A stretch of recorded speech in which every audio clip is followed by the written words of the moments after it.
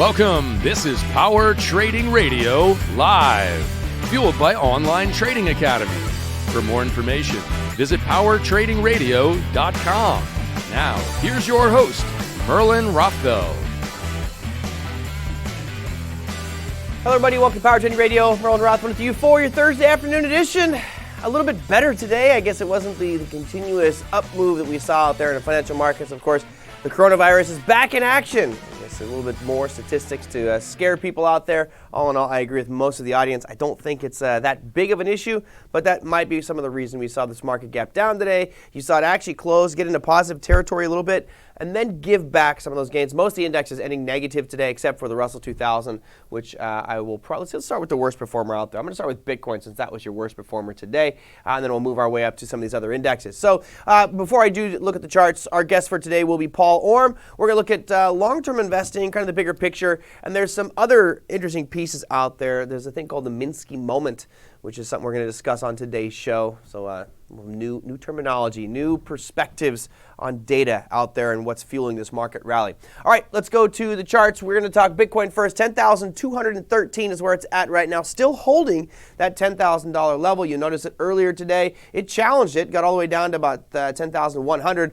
But still holding on. Down 1.29%, which made it your number 7 on the day. So not the best showing, but it's all right. We'll make do from here on out. I'm sure it'll hold at 10,000.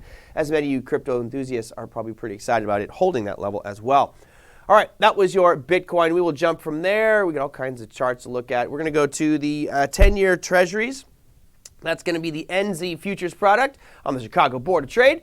You guys can see here, we still have our indicators on from yesterday. So there you go, Brendan. You got your DMI on there. I'm going to remove the DMI. Don't really need that indicator on our charts today. Oh, no, wrong one. You got to go to studies, TJ, to delete that bad boy.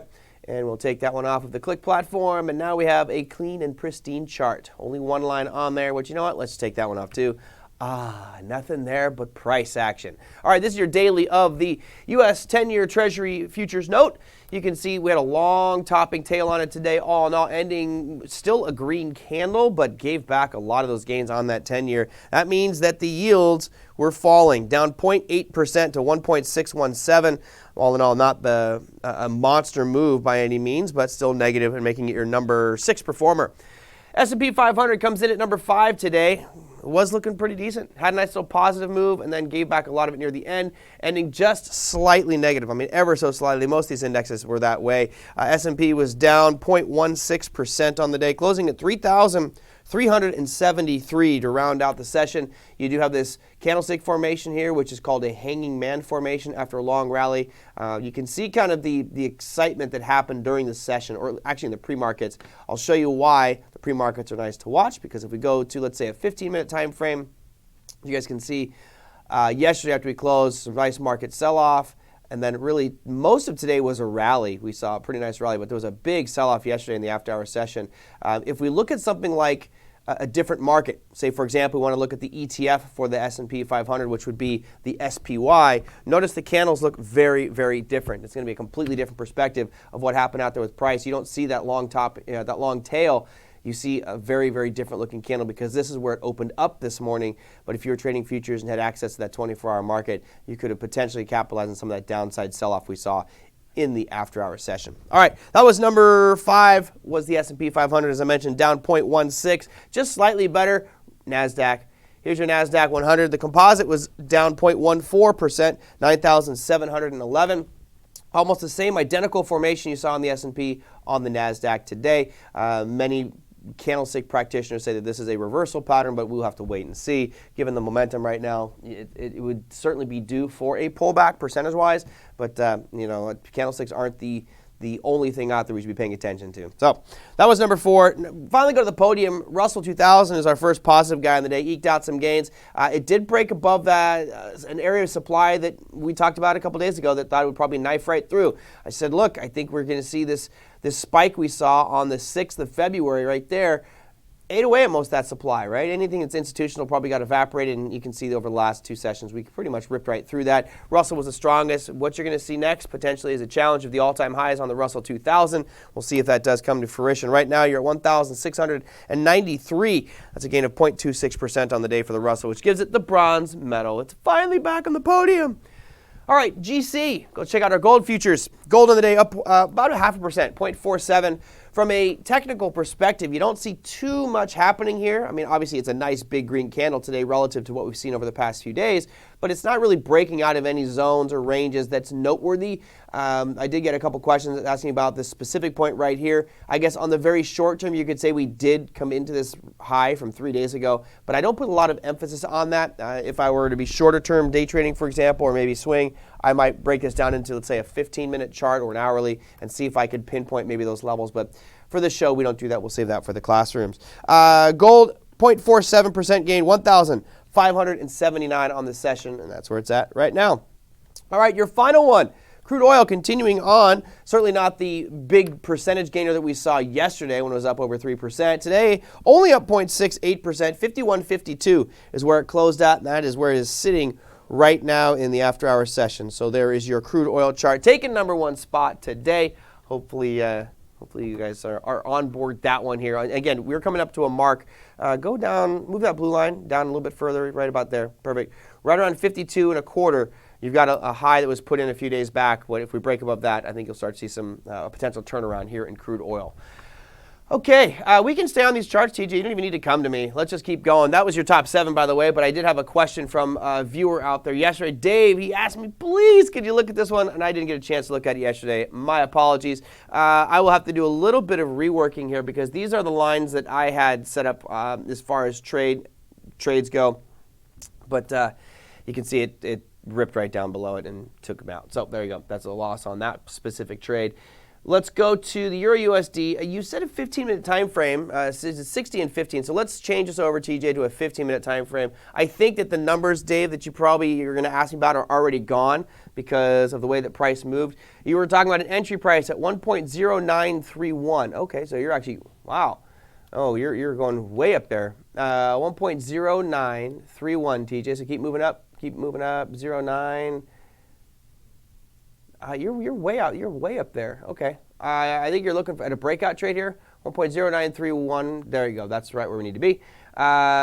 Take profit at 1.0905. Why? Yeah, I'm already gonna say now. 1.09005. That's the beauty of doing these things live. There you go. And then where was your stop loss? 1.0945. All right. So right away, I'm going to say no. Don't like the trade. Why? Because if you're looking at this 0.093, I'll just put it right at 093. You are looking at 14 pips worth of risk, and your profit target is 26 pips worth of risk. That's less than 2 to 1. That's unacceptable, for me anyway. We all have to set up what our variables are, but as a guiding principle, we would say you want to strive for at least 3 to 1. There is logic behind that because we know we're going to take losing trades, but hopefully those don't lose us too much. You're almost, you're less than 2 to 1 on this one. So I wouldn't take the trade. I'm not a fan of this one, David, but there you go. I think I answered it.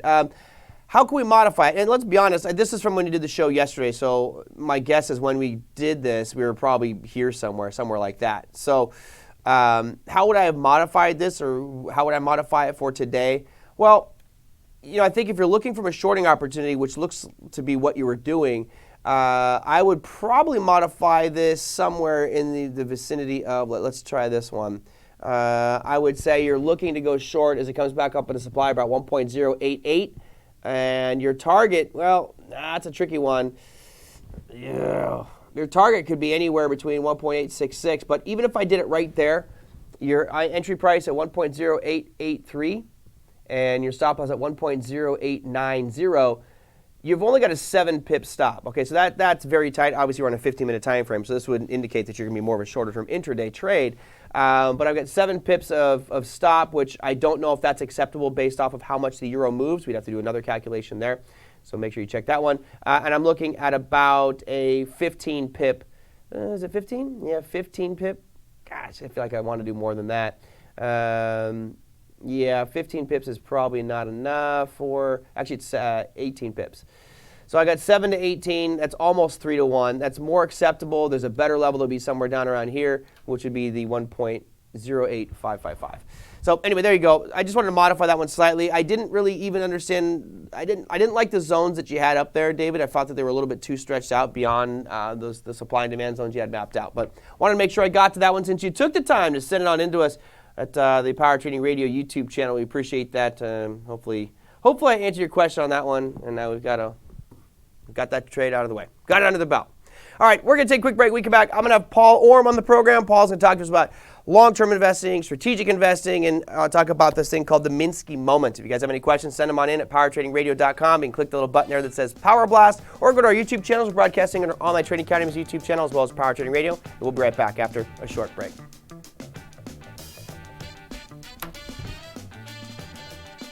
What if you knew the income strategies professional investors used? The strategies designed to generate active income from the financial markets. After all, no one's going to care more about your money than you. I learned that I can be in control of my 401k. I used to work for money, now I have my money working for me. With the right training and guidance, you can learn the skills to become a more confident investor and make your money work harder for you. Want to find out what's possible for you? You can, as long as you're willing to take the first step and call OTA today.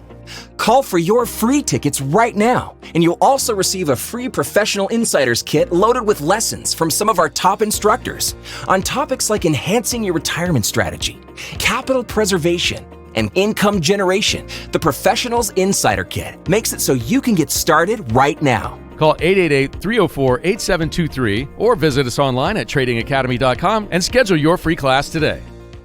Click is something I wish I had when I started because it facilitates the learning process a lot quicker.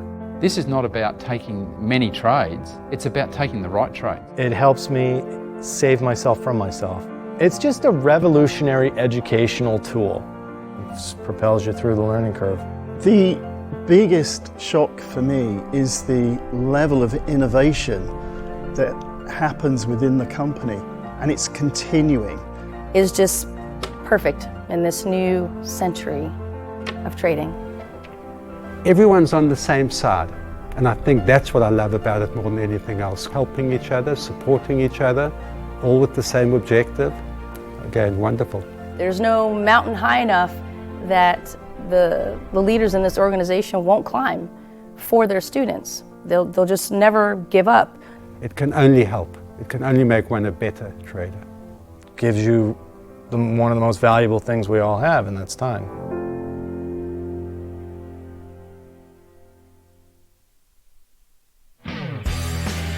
Welcome back to Power Trading Radio Live with your host, Merlin Rothfeld, and today's special guest. Hello everybody, welcome back to Power Trading Radio. Merlin Rothfeld with you for your Thursday edition. It is Thursday. Hello everybody. I want to give a quick shout out to some of our viewers. We have Jeff. I love it, Jeff. You were lurking in the shadows. He says, Merlin, I've been lurking in the shadows for a while. About time I said something. Well, welcome to the fray. Yes, don't worry. Sometimes I do get a little bit mean, only for very, very rare occasions. But great to have you with us, Jeff, Don, and Dana on Online Trading Academy's YouTube page. And as well, we've got Big Eb, Dunkster Tran, Kevin, and others. Suraj, hello again. I got to give a shout out to everybody. And Jorge, welcome, guys, to your Power Trading Radio YouTube channel. There was a quick question that was, Dunkster says he should buy here if he thinks it's going to go up that high, right? Yeah, and I think that that's part of the analysis we all have to make for our own specific situations. If you think something's going to be rallying all the way up to a level that's very, very far away from where you're at right now, whatever the justification is that you think it's going to rally up there, that might be a long opportunity. Now, it doesn't mean you need to take it right away. I think you do have to do the analysis, right? Because we want to make sure that if we make that trade long to go up to those levels where we find supply, that our downside is protected. So as long as the reward to risk ratio is appropriate for that trade, then sure, go ahead and take it. But what we don't want to do is fall into the trap of taking every trade that comes our way. That becomes a little bit problematic, and what I've learned from my own self is it kind of damages your psychology if you're just shooting at everything that moves. It's best to be a little bit more selective in what you're trying to trade. All right, so good comment out there, Dunkster. Thank you. Let's see, our guest today, haven't had him on for quite some time. I don't even know where he's at today. He teaches strategic investor options as well as core strategy. We've got Mr. Paul Orme joining us today. Paul, where are you? Hey, Merlin, I'm at home right now, and I just finished up a Orlando options class, and next week I'll be heading off to Boston to teach strategic investor. Nice. Well, how are you liking it? You know, it's interesting as the mission, obviously, for Online Trading Academy is to make sure that this content is the best possible content to help people really understand the concepts. And sometimes it's like trying to drink from a fire hose. And the content over the years, when it was Proactive Investor, obviously has been morphed, massaged, changed multiple times depending on who's been involved in the process. I'm curious to know, and of course, I was involved in the process, so if you have anything bad to say, you could just tell me right now. But Russ Allen, Larry Jacobson, myself, and a few others spent a ton of time reworking this to make it more of a step-by-step process. How are you liking it, and how is the class receiving the new strategic investor? Well, I think it's fantastic. I think the way that it's been separated, we have 2 days, so it covers the question that everyone has, which is, how do I put together the funds that I have appropriately given where I am in my life? In other words, am I just starting out? Just getting a job, just got out of college? Am I kind of at the midpoint where I have a family, and then now I'm trying to pay for a house, buy a house, maybe save for college education, and then finally, what about when I'm close to retirement or in retirement? What should I be doing? And so it starts out with that basics. And I found that in teaching this class over many years, that a lot of people haven't been even educated on how they should make choices in their 401k. Mm-hmm. And so there's really a need for some basic financial education, because that's totally absent from high school or college or even anywhere to get an appropriate education.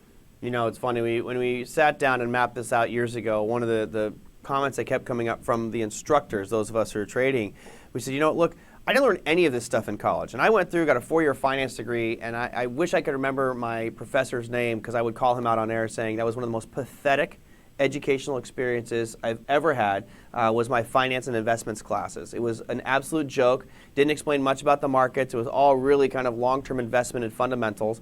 But to ignore the technical side of it, you're ignoring half the argument. So most people aren't taught what to look for. And the interesting thing is, for everybody watching right now, I know we've got a bunch of people all around the world watching. Tomorrow, when you go to work, just stop one of your colleagues and be like, hey, can you tell me one of the components that's in your mutual fund or in your 401k? And they'll be like, I don't know. I just contribute every month. Well, therein lies the problem, because the industry has led us to believe that every month or every 2 weeks when you get your paycheck, you just dump in a little bit of money in there. It arbitrarily buys you a percentage. You don't even know when it buys you. You think it buys you right away, but it might be timed inappropriately. You don't even really know what you're buying because you filled out a couple arbitrary allocations right as you open that thing up. But most people don't have a clue.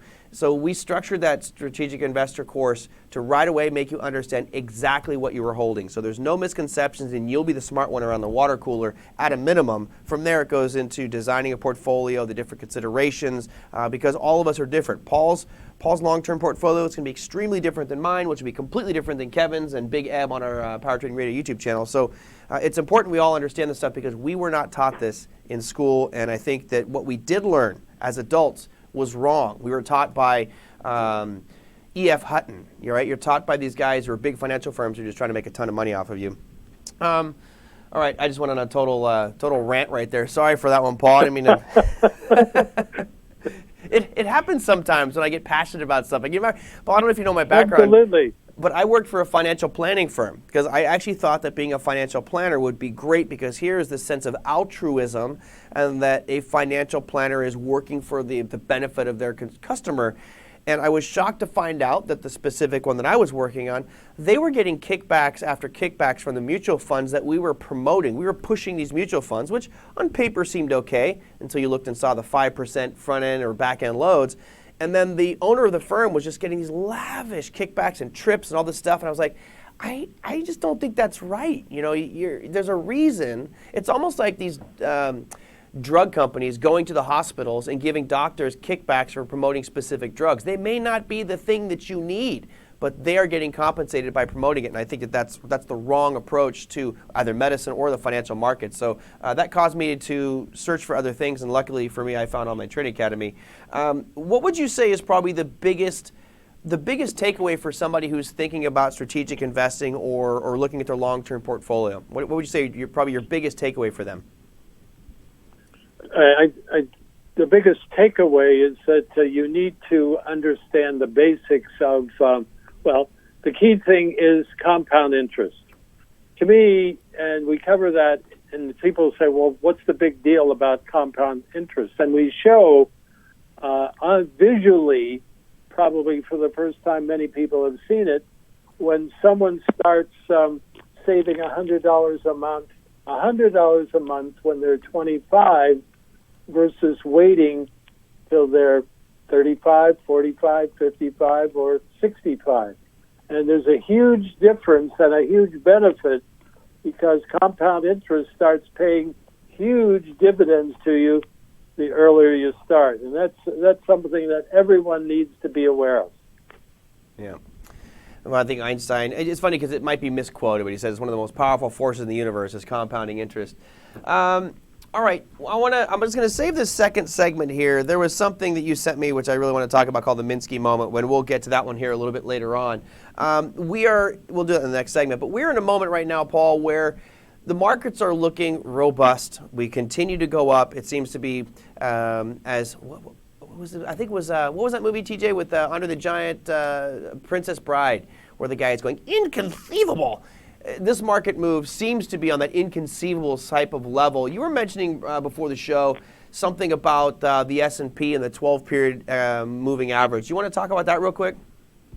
Sure. One of the things that that you can take a look at is the S&P 500, which and the exchange traded fund, which tracks that. That's called the SPY, SPY. And when you put that on a monthly chart, and then when you put a moving average, a 12-month moving average, it's a way for you to get a better understanding of where the price of the monthly is right now. Is it above the 12-period moving average or is it below? And we've noticed that in times such as 2000, namely October of 2000 and December of 2007, price came below the simple moving average, and those were the beginnings of, in the one case in 2000, in 2003, that was a bear market, and obviously we all know from December of 2007, just you can see on the chart there that you're looking at, it closed below the in December it closed below, right. And right there, and you would have missed the Great Recession had you said, listen, looks like the market is now in a bearish downtrend, and so maybe it's time for me to put some of my funds in cash, like Buffett has put lots of his funds currently in cash. We learned that Buffett has $128 billion in cash right now. I wonder what he's waiting for. Yeah, he's waiting for the blood in the streets. On the hard red edge, TJ, you can maybe emphasize this one. I believe in this thing called elasticity of price. Some viewers might think it's all hogwash, but this moving average here, this line that TJ is tracing over on your screen, in this case, it's a 12-period moving average, and since this is a monthly chart, it's basically saying it's looking back the past year. And what's interesting Correct. for this is you notice that price, historically, we can zoom way out, sticks relatively close to it. You'll notice whenever it does get really extended above or below, there tends to be a snap back, right? Correct. This is an analogy. Look how extended it is now. Right. Look how extended it is now. Yeah. And this is the thing. I want you all to imagine, theater of the mind, all of you on the podcast right now that are run on the treadmill at the gym, I want you to imagine you have a rubber band on your wrist. Or, even better, for those of you who are watching that have a rubber band anywhere near you, grab it and put it around your wrist, like a wristband, all right? And just keep it on there. I want you to pull that rubber band, let's say, an inch away from your wrist and let go. That doesn't hurt. Now pull it 3 inches away from your wrist and let it go. You might feel a little sting. Now I want you to pull it a foot, 12 inches away from your wrist, and see how that feels when it snaps back.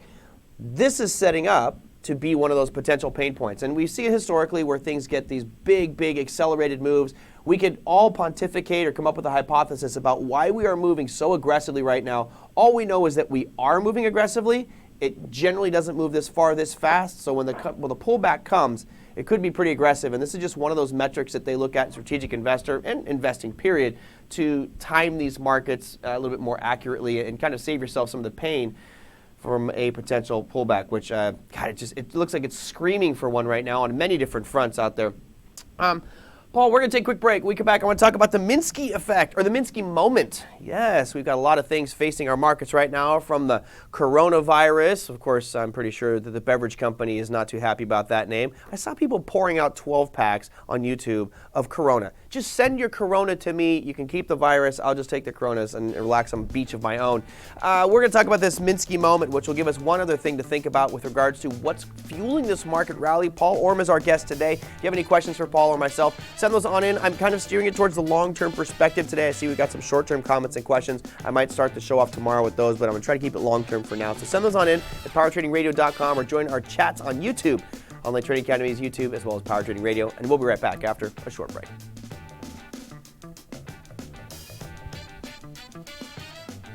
Learning this way is fine when the stakes are low. But when the stakes are high, you need to rely on skill, not just knowledge. At Online Trading Academy, you build your skill one step at a time. We teach our students to trade and invest with a strategy, not a hunch. You learn our methodology, then practice it. You get to make mistakes and ask questions, and watch instructors make live trades. Develop your skill the right way. Meet Mac. As a trader, he liked the signals that came from technical analysis tools, but they didn't help him find the best trades consistently, so he searched for a new approach. Mac attended Online Trading Academy's free class and discovered their core strategy, a trading methodology that spots when big banks are likely buying and selling, so everyday investors can too.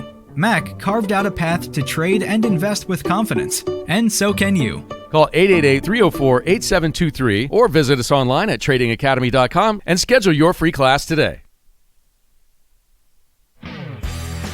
You're listening to Power Trading Radio live. Watch the show live or on the archive at powertradingradio.com and YouTube, or download the podcast from iTunes or wherever fine podcasts are downloaded. Hello, everybody. Welcome back to Power Trading Radio. Merlin Rothman with you for your Thursday afternoon edition. We've got Paul Orme joining us today. Today's focus is going to be on the longer-term investment side of things. So for those of you who might be thinking about 401ks and IRAs, etc., this is the show for you. We've got a topic that Paul brought up to me, and Paul's always bringing in interesting discussions to the show, and I appreciate it because it always gives maybe some fresh perspective of things. One of them is called the Minsky moment, and this is something some of you may never have heard of before, but when we take a step back and think about what might be fueling either a market rally or a potential crash, after it's already crashed, what might be that factor? So, Paul, walk us through a little bit about what the Minsky moment is, kind of in a nutshell, and then we'll take a look at some charts here. Yeah, Minsky moment is when asset prices get far higher than realistically makes sense for them to be that high, and they keep going because more people want to get involved in benefiting from the market going up, and all of a sudden there's a lot of complacency. The market this time is different, people say, which never works. Right. And all of a sudden these assets that have reached stratospheric heights get repriced in a very short period of time. Basically, they collapse. And it has to do primarily with cash. And you have to understand, just put yourselves in our own seats, right? And that seat is, you're sitting there at home, you've got some cash in your savings, you're checking, maybe some equity in your home, and the market is flat, not going anywhere. Okay, well, you're probably not going to do much. Now the market starts to rally and it keeps moving, and the market's moving up, and you're going, ooh, I want to get in on some of this. So you take some of your savings or some of your IRAs and you contribute it into the equity markets, which does what? It now fuels that market even more. Now, once this continues and we get 360 plus million American people all kind of contributing and putting more into the equity markets, all of a sudden the equity markets take even higher highs. Of course, at this point, people are going, wow, I might even start borrowing money. I might actually take a loan against my home because I want to make sure I get as much of this as possible. And what this does is it brings in, it's called negative cash. I mean, you don't have cash anymore because you're so leveraged in the market. Now, the danger here is that things get so elevated because people are borrowing money, and this would happen back in 2006 and 7 when people were taking loans against their home, right, refinancing and just buying other assets or buying equity markets. And when all of a sudden there was a knee-jerk market move down, their inability to make those loan payments skyrocketed. Now, in this case, what we might end up seeing is something where the equity markets fall so far so fast that it margin calls everybody. So Paul's got a great chart here. I'm going to start with the first one, Paul. This is the free cash balances versus the S&P 500. For the viewers out at home, I'll walk you through it, and then maybe you can tell me what this might mean to you. On the left-hand side, you'll see there's some red and green arrows. Above that horizontal line means negative free cash, meaning that you are essentially borrowing. And when you see markets nice and positive, that's when you get the most negative free cash, right? Because positive is when people are pouring money in. Negative is when people are pouring money in. On the bottom below it is positive free cash, meaning people are pulling out of the markets, they're going to cash, they're fearful. We had that from 2000 to 2004, and then you see it again between 2007 and 9. Right now, what's it telling us, Paul? Well, this was put together by Lance Roberts of Real Investment Advice, and notice it's saying that basically it's a graph of I don't want to be left out. You know, right. The market goes up, I don't want to be left out. So, you know, first of all, I can't believe it's going up, but then it goes up, and then I don't want to get in, but you know, my friends are all in, and they're all talking about it, how much they made. You know, and Apple keeps going up, and finally I said, well, I got to take some money, got to borrow some money, and then I'm going to invest in the market. And so this level here of continuing upward borrowing propels the market further up, and finally everyone's so complacent because, well, the market just goes up. Last September to now, the market's just gone up and up and up and up and up, and we're really relaxed. Hey, all I have to do is buy, and it goes up. That's it. Just buy it, and it just keeps on going. Well, you know, that's part of it. There's some other factors out there that we'll walk you through here. And just to show you, this is margin debt growth, and this I think is the interesting one. We see historically, going back through many, many years, that as that margin is borrowed money. And as these markets are ripping through all-time highs, this is what was part of the reason of the financial crisis, is people are using way too much leverage and borrowing. You'll notice that part of the fuel for this market rally has been margin debt. The S&P is that little gold line there, whatever color that is, because you guys know I'm colorblind. But notice that the margin has been way higher, meaning that it's been what's pulling this market up. If there is a moment, this could be, in my opinion, this will be the black swan moment. It's going to be when this market has a knee-jerk reaction down, an aggressive one of, let's say, a 10% down move in a couple of days. People are going to start getting margin called left and right by their brokerage firms. Then all of a sudden you see that knee-jerk reaction where it really accelerates to the downside. And it really is nothing to do with the economy being poor. It's just that the market has been propped up so much by using margin and borrowed money. Now, you had one more chart here I want to get to because we kind of have to wrap up here, Paul, but it's this unconnected from reality piece where you talk about global GDP versus equities.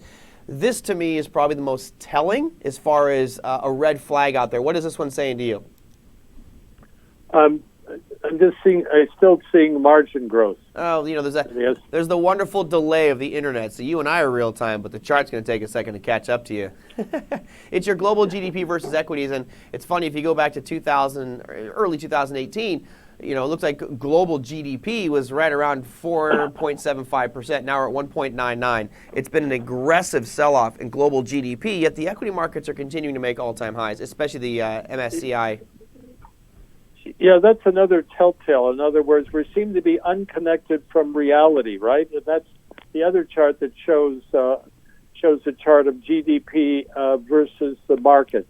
And this is a measure that Buffett uses. In other words, where's the market versus the gross domestic product? And if they get too far out of whack, they have to correct. And that's probably why he's got quite a bit in cash. And maybe we should realize that complacency is now becoming our enemy. If we just relax and say, well, onward and upward, take a look, as we showed earlier, we're far away from that moving average. And you might say, well, that's just math. No, it's just, it's not. It's saying, if you look at that, you see it's as far away that it's ever been. Right, yeah. So don't be so complacent. In other words, be careful. Lots to think about. Of course, for those of you who are taking Strategic Investor, this is one of the topics du jour, and some of the stuff we've incorporated into it is understanding these metrics and kind of big picture items. Just because we have discussed the Minsky moment or this GDP versus equities, none of this means you need to get out right now. It basically is just, it's food for thought. And as we start to look at long-term perspectives or even shorter term, it all revolves around what your plan is in risk management. We've all enjoyed a close to 400% rally in these equity markets since 2009.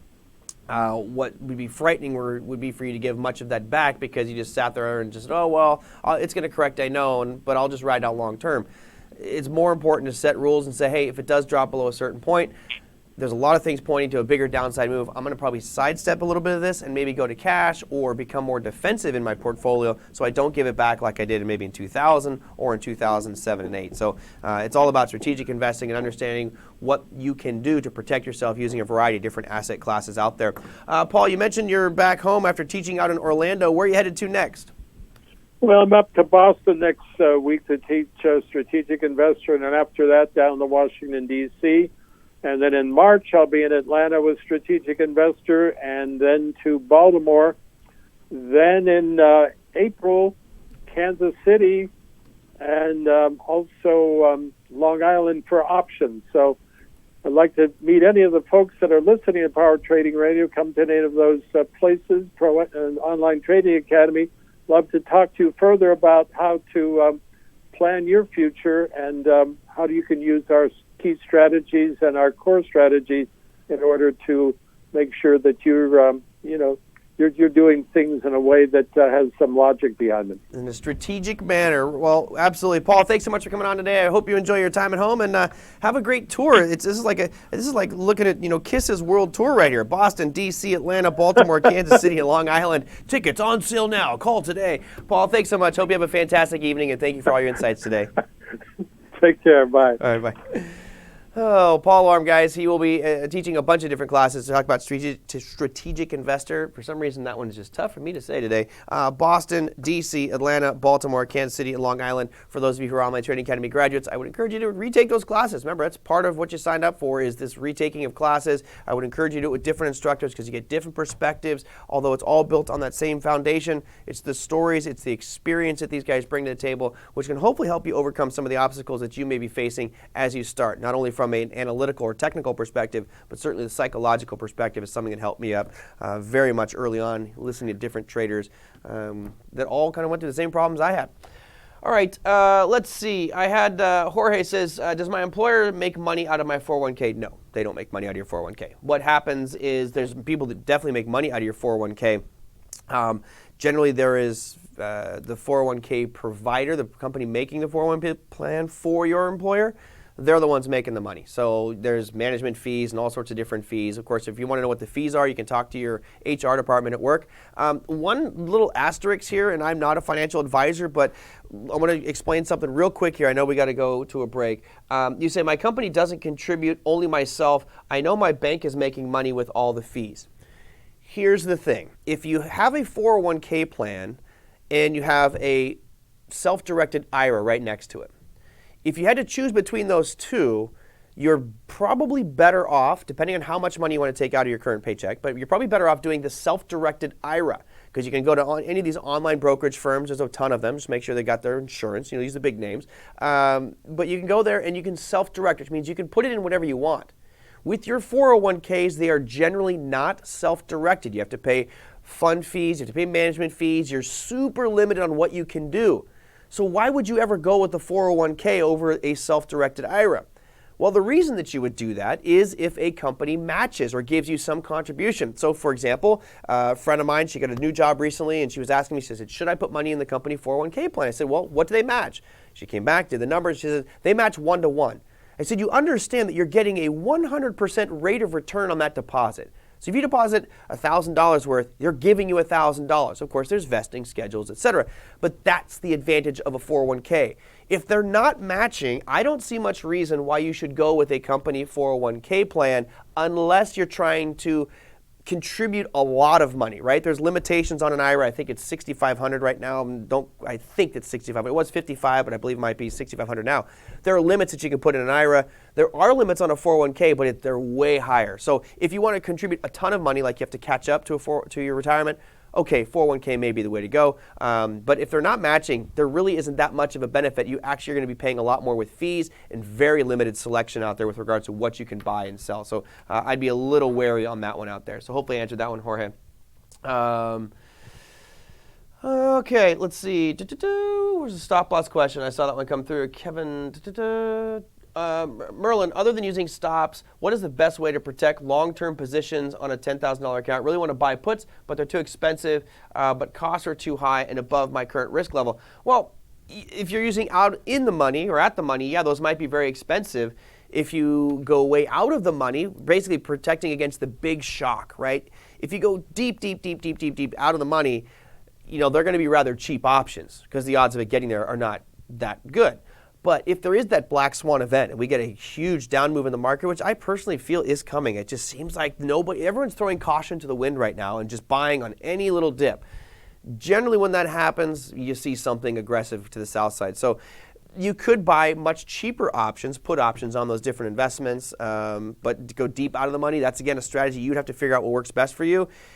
That's probably the best one. You could go and just, I guess as a hedge, that's probably the best way to do it is with options. I mean, you could be buying some inverse ETFs, but why bother, right? I think you're either going to be proactive and buy the options, embracing for that if it does happen, or you would just go to cash if you're really nervous about it. So that's probably the only two that I could think of that you would do out there. So sorry, might not be the best answer out there on that one.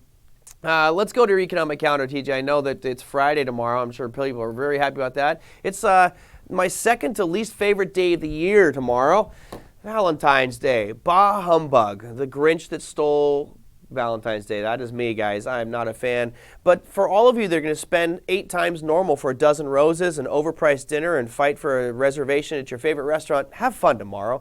Tomorrow is Friday the 14th. It's Valentine's Day. Much love is in the air. Obviously not on my end. U.S. dollar has core retail sales, import prices, capacity utilization rate, University of Michigan consumer sentiment, as well as inflation expectations. If you go to the euro, you are looking at trade balance, flash GDP, and flash employment change. If you look at the earnings calendar, not a lot of big names. You have AstraZeneca, which we could make the argument is pretty big. You've got Enbridge, PPL Corporation, Shiseido. Do they make peppers, I'm guessing? And Olympus reporting earnings tomorrow. So that's what we got cooking for your Friday afternoon session. Actually, I'll be morning session. For the show tomorrow, we're going to have the Ambassador of Opportunity, John O'Donnell. I don't know what we're going to talk about. We'll talk about all things markets, I guess. I'm going to go to one last question here from Michael. Since I look at the clock and I'm already late and TJ hates that I go long, but you know what? TJ can wait. Listeners are more important. Michael says, I've been trading Euro futures contract, or should I say I've been losing to the Euro. I've been looking for a long position. Where is the bottom on this one? When going to turn? I feel like I am missing something. I don't think you're missing anything except you're going the wrong way. It's a famous movie out there with Steve Martin and John Candy. You're going the wrong way. Take a look at the Euro chart. Why are you? Oh, this is the 15-minute, but let's just go to the daily. I know you want it to turn around. I know you want it to bounce. But if you use a mantra, mantras exist for a reason, my friend. The trend is your friend till the bend at the end. Do you see any bends? Do you see any kinks on this one? This thing looks like it's just going to keep on going south. I attribute a lot of this to the Brexit. I had a trade mapped out to go long yesterday based off of a demand zone from 2017, and it just knifed right through it. So at this point, you're shorting rallies. You're not looking to go long. You said it right there. The answer to your question is in your question itself. I've been losing to the euro because I'm looking for a long position. That is why you're losing. Go with the trend. That's the higher probability trade. You go with the trend until it's wrong. And we look at these equity markets right now. I'm saying the same thing. I cannot believe that this market keeps rallying like this. It's inconceivable. It's ridiculous that these markets are up where they are at. However, it's where they're at. So you buy the dips until we are proven wrong. And at that point, then we can maybe start building a short position. So don't think that something's going to stop just because you think it's going to stop. It looks like this euro is going to continue to the south side here. Now that I said that, it's probably going to have the turning point and rally even higher. All right, guys, that will do it for today's show. Thank you so much for all the participation. I see a few questions I'll try to get on the air tomorrow with John O'Donnell. If you guys have any questions, send them on in at powertradingradio.com. You can click the little button there that says Power Blast to send them on into us. You can also join the discussions live as we've done here before. Send those questions in, or if you'd like to learn more about anything to do with Online Trading Academy and how we might help you understand how to navigate these markets better, to develop a plan, and to implement a strategic risk management plan so you don't get caught off guard or burned in any account that you're trading, whether that's long-term or short-term, click that link that's going to be showing up. It might be showing up in social media. I think Joanna's still on vacation, getting married.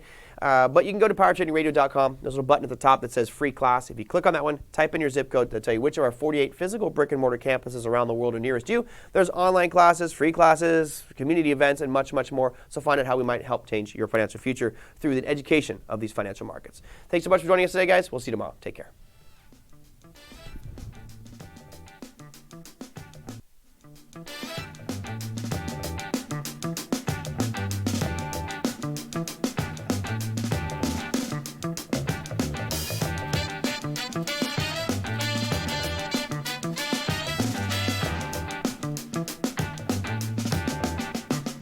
You're listening to Power Trading Radio live. Watch the show live or on the archive at powertradingradio.com and YouTube. Or download the podcast from iTunes or wherever fine podcasts are downloaded.